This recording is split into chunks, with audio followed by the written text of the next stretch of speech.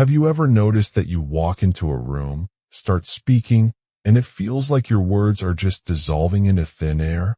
It is a cold and frustrating realization when you sense that while you are talking, the person across from you is already looking past you, checking their phone, or simply waiting for the moment you stop so they can start. You think you have a communication problem, but the reality is much harsher than that. You have a value problem. People do not listen to you because you have not given them a single compelling reason to do so. And today, we are going to stop that leak. We are going to break down the 3 brutal truths that explain why your voice carries no weight, and exactly how you can flip the script to become the person everyone stops to hear. The first brutal truth is that you are too available with your thoughts. The law of scarcity governs human psychology. We value gold because it is rare, while we often overlook dirt because it is abundant everywhere. If you are the person who has an opinion on every headline, every office rumor, and every minor inconvenience, you have effectively turned your voice into dirt. When you speak constantly, your words lose their edge. You become predictable noise that the brain eventually learns to tune out. Your competitor understands this deeply, and so do the world's most powerful leaders. They do not fill every silence with empty words. They wait. They let the room get quiet. They allow others to exhaust their nervous energy first. By the time they finally choose to speak, the scarcity of their input has created a vacuum that everyone is desperate to fill with their absolute attention. If you want people to listen, you have to start by saying less. You have to make them wonder what you are thinking. You have to treat your words like high-value currency, not like junk mail that you throw at people for free, hoping someone might read it. The second truth is that you lack a frame of authority. Most people speak from a place of seeking permission without even realizing it. You use filler words like and ah, or you end your sentences with a rising tone that makes a statement sound like a question. You are literally asking the listener if it is okay if you say this, and their subconscious mind immediately answers with a no. The human brain is wired to follow certainty. If you do not sound like you believe your own words, why on earth should anyone else believe them? Authority is not about being the loudest person in the room. It is about the weight behind the message. It is about the stillness of your body and the directness of your gaze. When you speak with a weak frame, you are signaling that you are lower in the social hierarchy, and human nature is designed to filter out signals from the bottom to focus on the top. To fix this, you must stop qualifying your statements. Stop saying "I think" or "in my opinion." Just say the thing. Own the space your voice takes up. If you do not respect your own message enough to deliver it with conviction, you are giving everyone else permission to ignore you. The third and perhaps most painful truth is that you are not solving a problem for the listener. Communication is not about you expressing yourself. It is an exchange of value. If you are talking about your day, your struggles, or your random ideas without connecting them to the person in front of you, you are just making noise. People are inherently self-interested. Their brains are constantly asking how this helps them. If your words do not offer a solution, a new insight, or a genuine emotional connection, the listener's brain will simply power down to save energy. You are competing with 1,000,000 notifications and 1,000 distractions. To win that battle, you have to be the signal in the noise. You have to understand the factor of what is in it for them. Your competitors' videos go viral because they promise a transformation. They do not just talk. They provide a bridge from where the viewer is to where the viewer wants to be. If you want to be heard in real life, you must stop being a broadcaster and start being a value provider. You must listen more than you speak so that when you finally do open your mouth, you can speak directly to the needs, fears, or desires of the person standing across from you. These 3 truths are brutal because they place the responsibility entirely on your shoulders. It is easy to blame others for being distracted or rude, but that is the path of the average person. The elite understand that attention is not a right. It is a prize that must be won every single day. When you master the art of scarcity, when you build a frame of unshakable authority, and when you pivot your focus toward providing value, the world has no choice but to listen. You stop being a background character in your own life and start becoming the one who sets the tone. This is the focus reset you have needed. It is time to stop talking and start being heard, because when you change, the way the world responds to you changes as well. Your respect is not found in your words, but in the character behind those words. Focus on building that character, and the world will be forced to stop and listen to what you have to say. It starts with the decision to be different and ends with the results that speak louder than any argument ever could. Silence the noise within yourself, and you will find the power to command the silence of others. Moving beyond the basics of your voice, we have to address the psychological environment you create when you enter a conversation. Most people fail to realize that communication begins long before the first word is uttered. It starts with your presence, your energy, and the nonverbal cues you send into the room. If you walk into a meeting or a social gathering with your shoulders slumped and your eyes scanning the floor, you have already told everyone that your input is secondary. You have set a low price for your attention. This is the fourth brutal truth. Your body is sabotaging your message before you even speak. High-status individuals move with a certain deliberate slowness. They don't fidget. They don't adjust their clothes every 10 seconds. They occupy their space fully. When you move too much, you signal anxiety. When you signal anxiety, people instinctively feel that you are not a reliable source of information.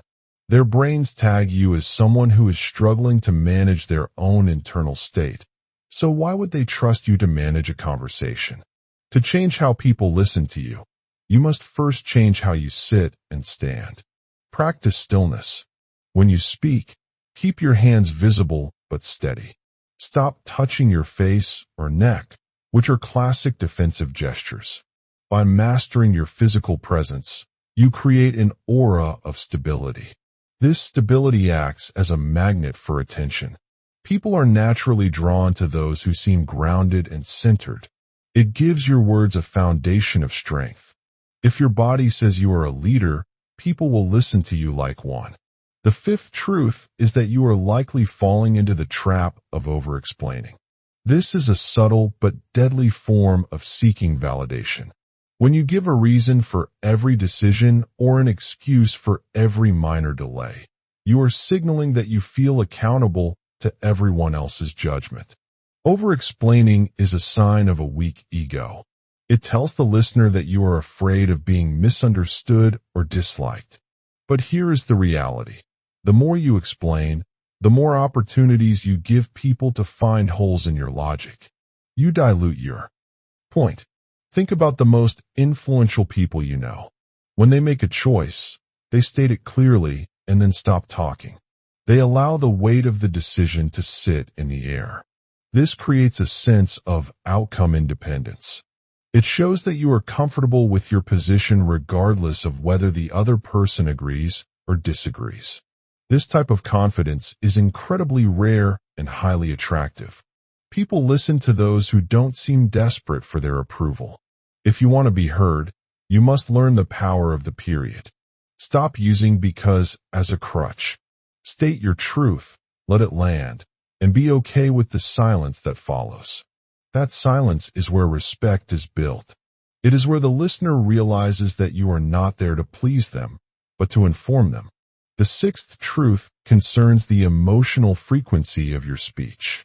Many people are ignored because they are monochromatic speakers. They stay at the same volume, the same pace, and the same emotional level for the entire duration of their talk. This is the fastest way to put a human brain to sleep. Our brains are survival machines designed to detect change. If nothing changes in your delivery, the brain assumes nothing important is happening and switches to power-saving mode. You become background noise, like the hum of a refrigerator. To break this, you must master the art of vocal variety. This means leaning into the contrast. If you have been speaking softly, raise your voice slightly to emphasize a key point. If you have been moving quickly through data, slow down significantly when you reach the most important conclusion. Use pauses as a tool for suspense. A well-timed 3-second pause before a big reveal can do more to grab attention than 10 minutes of shouting. You must also match your emotional energy to your message. If you are talking about something exciting but you sound bored, you are sending a conflicting signal. The brain hates conflicting signals and will usually choose to ignore both. You must be the first person to be affected by your own words. If you don't feel the importance of what you are saying, nobody else will. The seventh truth is that you are probably competing with the listener's internal monologue. Everyone has a voice in their head that is constantly talking, judging, and planning. When you speak, you aren't just speaking to a person, you are speaking over that internal voice. If your content is boring or self-centered, their internal voice will always win. To beat that voice, you have to use pattern interrupts.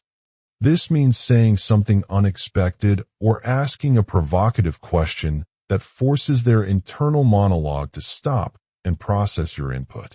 Instead of starting a conversation with "How are you?"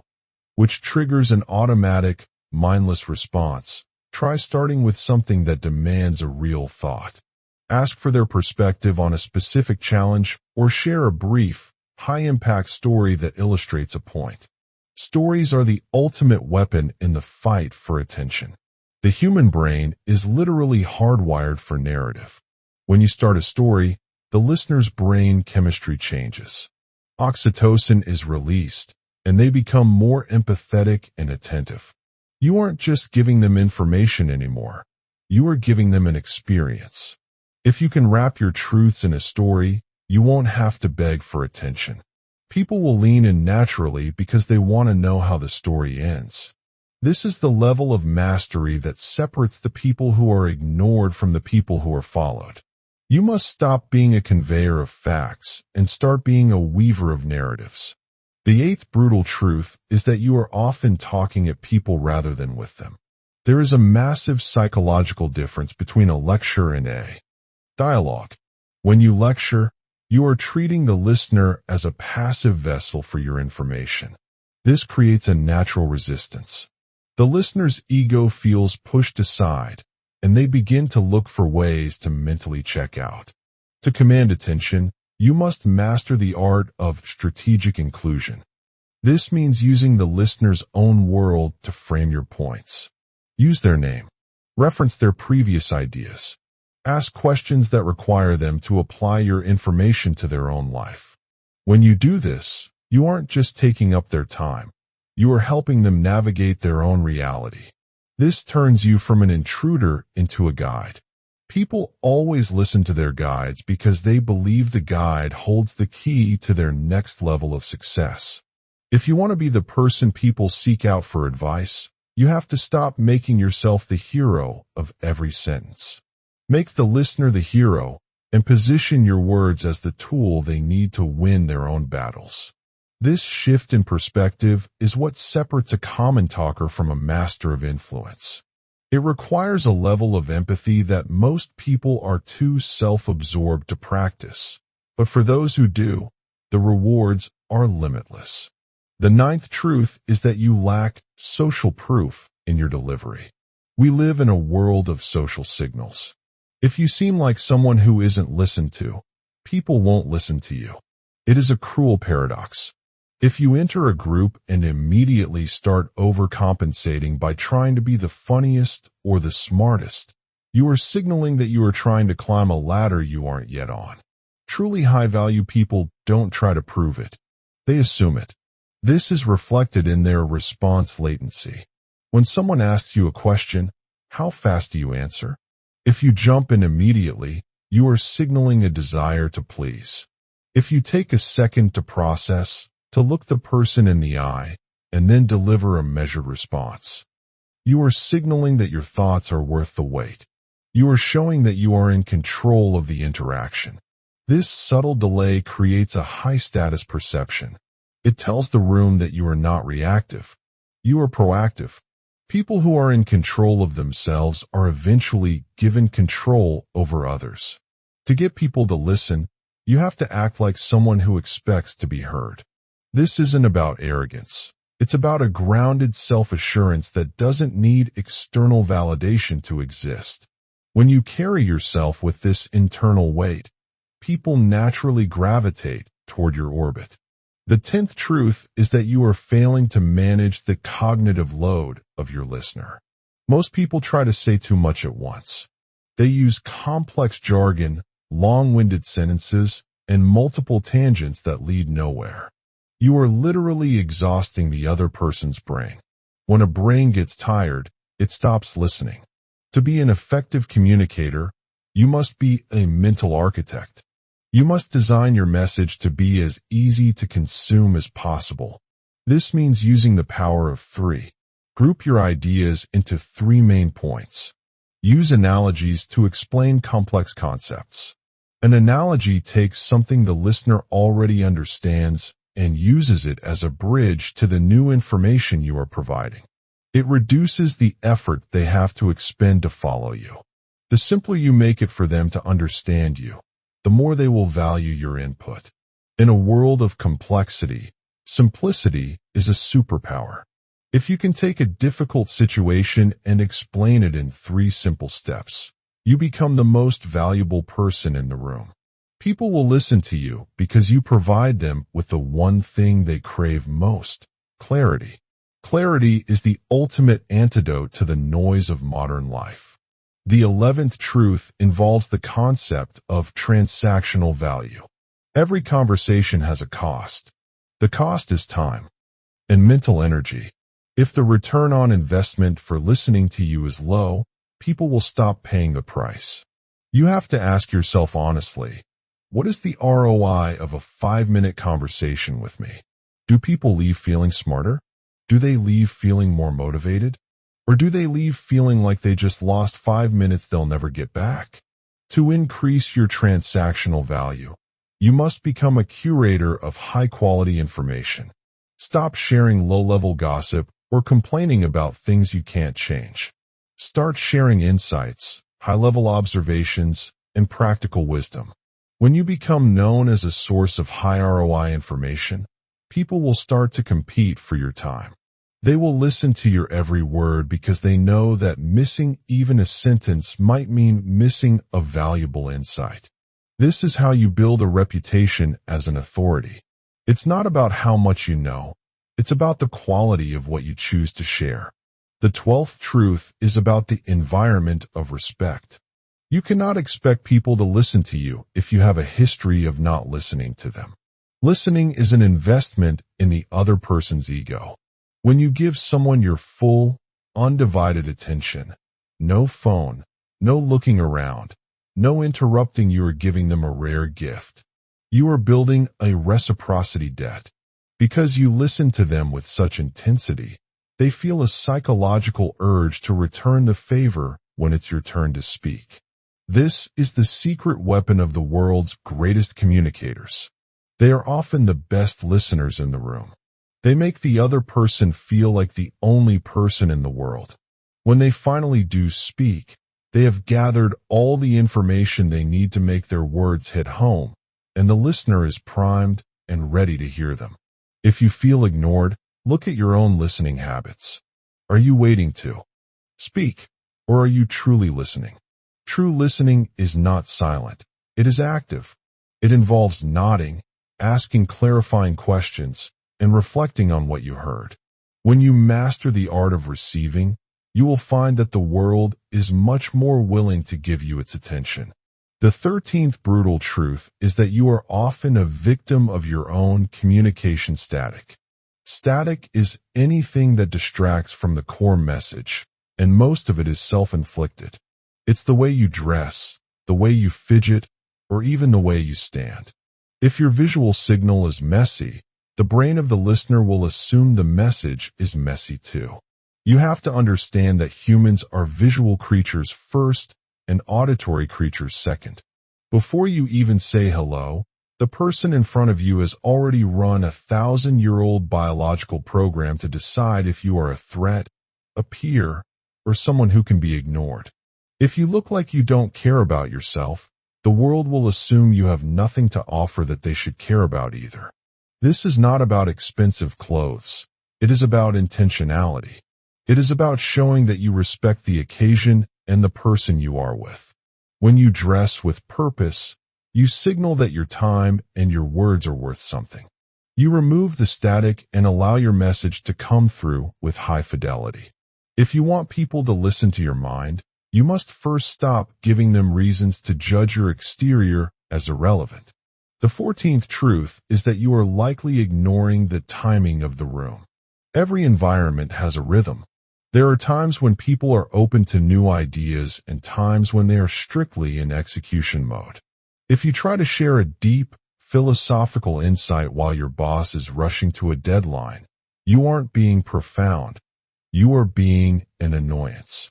To be heard, you must develop situational awareness. You must learn to read the room's temperature. High-value communicators wait for the opening. They look for the moment when the energy dips or when someone asks a question that creates a natural space for their input. Speaking at the wrong time is like trying to plant seeds in frozen ground. No matter how good the seeds are, nothing will grow. But when you wait for the thaw, when you speak when the audience is primed for a distraction or a solution, your words will take root instantly. This requires the discipline of patience. It means sitting on a great idea for 30 minutes until the context is right. When you hit that perfect window, your impact is multiplied by 10. People will remember what you said because it arrived exactly when they needed to hear it. The 15th truth is that you are probably using weak language to soften the blow. We do this out of a fear of conflict. We say things like, "I just wanted to check," or "Does that make sense?" or "I'm no expert, but." This is called hedging, and it is an absolute killer of authority. Every time you hedge, you are telling the listener that you are afraid of being wrong. You are trying to build an escape hatch for your ego in case they disagree. But people don't listen to people who are looking for an escape. They listen to people who are standing their ground. If you have an idea, state it as a fact. If someone disagrees, you can discuss it then. But don't apologize for your thoughts before you've even finished sharing them. This shift toward direct speech can feel aggressive at first if you are used to being a people pleaser, but it is the only way to earn respect. The world is full of people who are just wondering. Be the person who is deciding. When you stop apologizing for your existence in a conversation, people stop treating your input as optional. The 16th truth focuses on the echo chamber of your own ego. Many people fail to get an audience because they are only talking about things that interest them. They are trapped in their own world, and it shows. If your conversations are always a one-way street leading back to your achievements, your problems, or your opinions, you are essentially a social parasite. You are taking the listener's energy without giving anything back. To break this, you must adopt the value-first mindset. Before you speak, ask yourself, how does this benefit the person I'm talking to? Does it make them laugh? Does it teach them something? Does it validate their struggle? If the answer is no, then keep it to yourself. The most listened to people are those who make others feel better about themselves. They use their words to shine a light on the room, not just on their own faces. This doesn't mean you don't talk about yourself. It means you talk about yourself in a way that provides a lesson or a laugh for others. You turn your life into a resource for the world. When you become a resource, people will guard your time and listen to your words because they know there is a payout for them at the end of every sentence. The 17th truth is that you have a low conflict tolerance. Most people are so afraid of an awkward moment that they never say anything of substance. They stick to this safe zone, the weather, the news, the surface-level pleasantries. But the safe zone is also the invisible zone. If you never say anything that could be disagreed with, you never say anything worth remembering. Command of attention requires a willingness to be polarizing. It doesn't mean being a jerk. It means having a point of view. It means being willing to say the uncomfortable truth that everyone else is thinking, but no one is brave enough to say. When you speak the truth in a room full of people pretending, you become a lightning rod. Everyone's eyes turn to you. They might agree or they might disagree, but they are definitely listening. This radical honesty creates a vacuum of leadership. People are hungry for someone who isn't playing a game. If you can be that person, you will never have to worry about being ignored again. You will be the person they can't stop thinking about long after the conversation is over. The 18th brutal truth is that you are likely failing the value-to-volume ratio. In the world of communication, there is an inverse relationship between how much you talk and how much people actually hear. If you are a high-volume speaker, the value of each word drops significantly. Think of it like a central bank printing too much money. The currency devalues until it's worthless. Most people feel that if they aren't being heard, they need to talk more, talk faster, or talk louder. This is a fatal error. It actually drives people further away. To fix this, you must adopt the economist's approach to speech. Every word you utter should be treated as a withdrawal from your social bank account. If you spend too much on small talk and filler, you'll be bankrupt when it's time to say something that actually matters. High-impact people are often the quietest in the room because they are waiting for the perfect moment to deploy their mental capital. When they do speak, it is with surgical precision. They don't use 10 words when 3 will do. This brevity creates a psychological weight. It forces the listener to lean in because they know your words are a limited resource. If you want to be listened to, stop being so cheap with your speech. Make people work a little bit to get your opinion. Make your silence the default and your speech the exception. The 19th truth is that you are probably ignoring this subconscious mirroring effect. Humans are biological mirrors. If you approach a conversation with high-strung, nervous energy, the other person's nervous system will mirror that tension.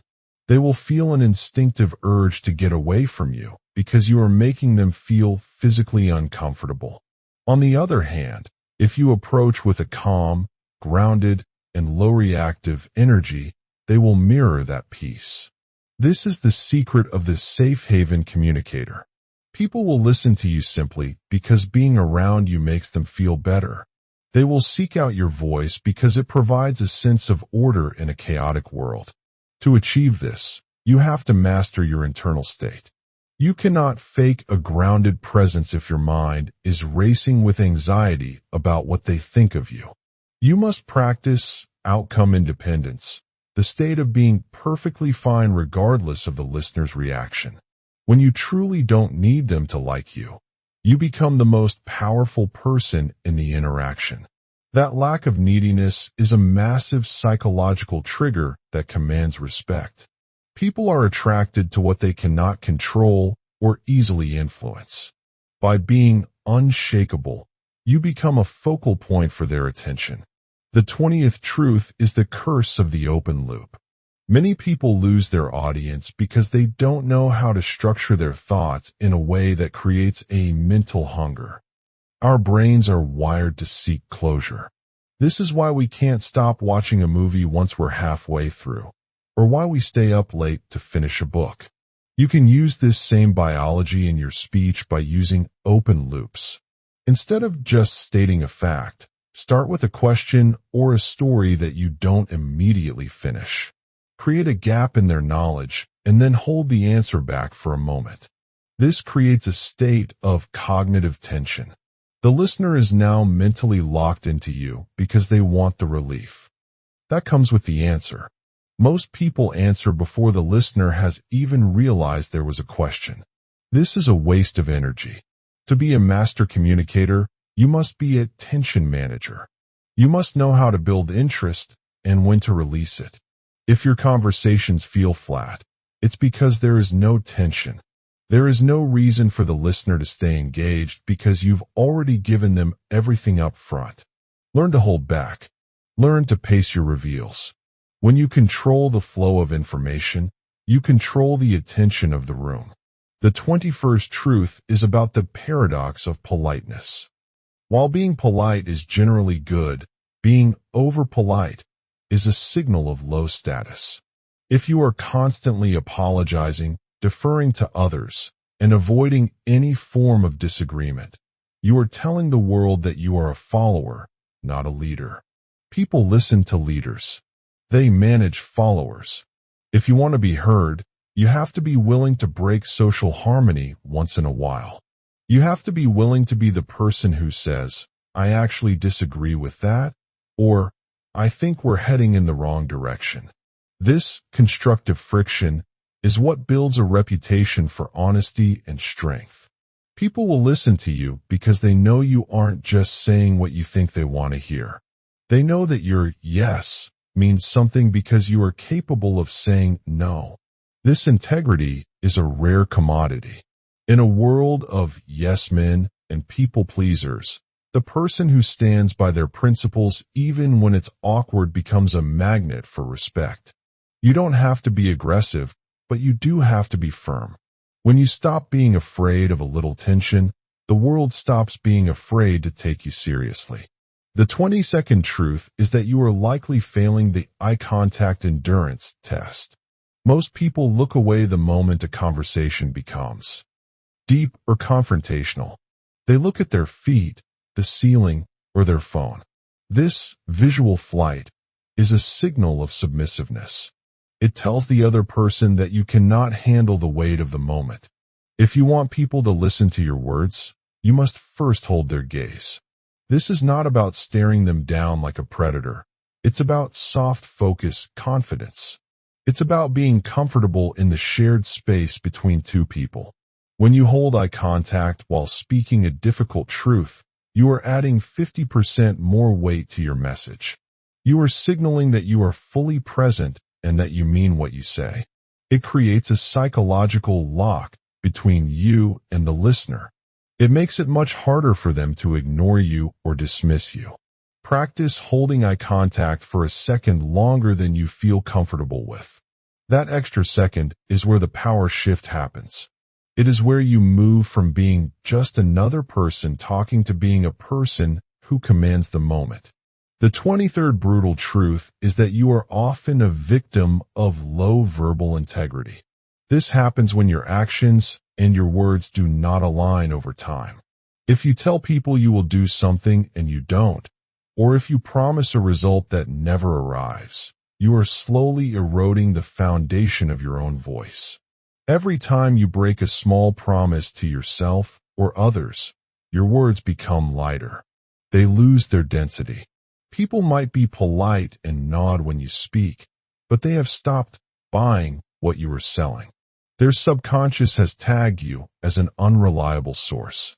To fix this, you must become a fanatic about your own words. You must treat every statement you make as a contract. When people realize that your words are always backed by action, they will start to listen with an intensity that you haven't experienced before.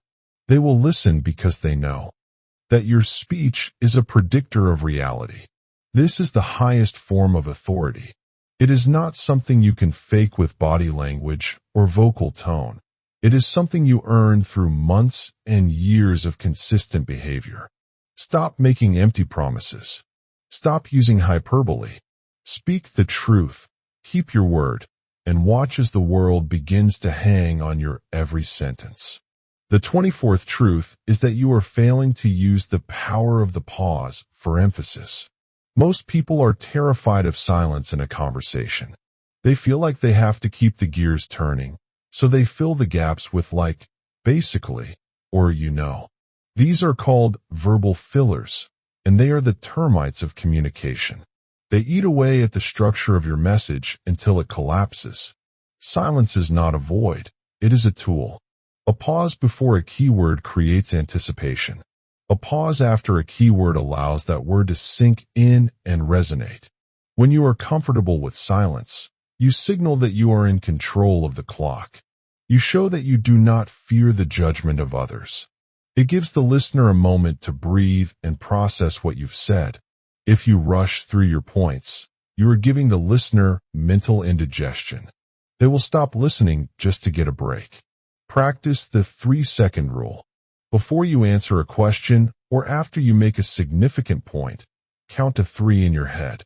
It will feel like an eternity to you, but to the listener, it will feel like profound confidence. It will force them to pay attention to the silence, and by extension, to the words that follow it. The 25th truth is that you are likely to experience emotional dumping rather than emotional connecting. There is a massive difference between sharing an emotion to build a bridge and throwing your emotions at someone to get relief. When you complain about your boss, your partner, or your life without any purpose other than to vent, you are using the listener as a trash can. This is an exhausting experience for them. They will eventually stop listening as a form of self-preservation. To be heard, your emotions must serve the message.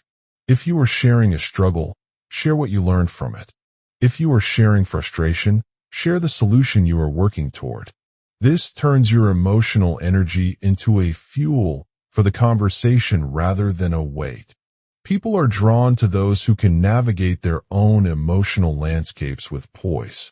When you show that you are the master of your feelings, people will trust you to be the master of the conversation.